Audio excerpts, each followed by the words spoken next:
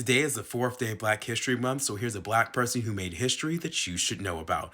Rosa Parks made history as the first woman and the second person of color to lay in honor in the rotunda of the U.S. Capitol. And by the way, today is her birthday. Now, in 1943, Rosa Parks joined the Montgomery chapter of the NAACP, and she was elected secretary. During her time as secretary, she did some amazing work with the NAACP. One of the things that she really focused on was fighting for women who have been sexually assaulted. Two women in particular. One, Reese Taylor, who had been assaulted by a group of men in Alabama, and Gertrude Perkins, a black woman who was assaulted by two white Montgomery police officers.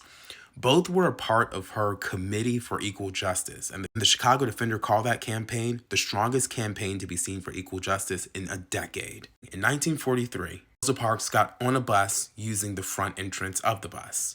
The bus driver told Rosa Parks to get off of the bus and re-enter using the black entrance, which was in the back. And when she got off of that bus and tried to re-enter, the driver closed the door and pulled off, leaving her in the rain. Over a decade later, in 1955, she would encounter that same bus driver when she got on the bus. When she got on the bus this time, she sat at the front of the section that was reserved for black people in a row directly behind the section that was reserved for white people. The bus filled up, and the section reserved for whites ended up getting full.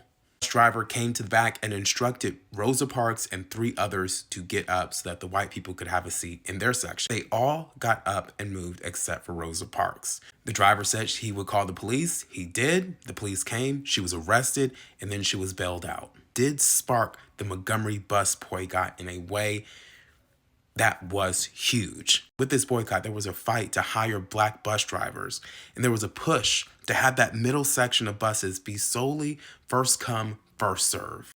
Rosa Parks would go on to be inducted into the Women's Hall of Fame. She would receive the Presidential Medal of Freedom, the Congressional Gold Medal. The bus she rode on was placed in the display at the Henry Ford Museum. She has a statue in the U.S. Capitol, and the list goes on, and on. Mother of the Freedom Movement, Mrs. Rosa Parks. Happy birthday to her, and happy Black History Month to all of us.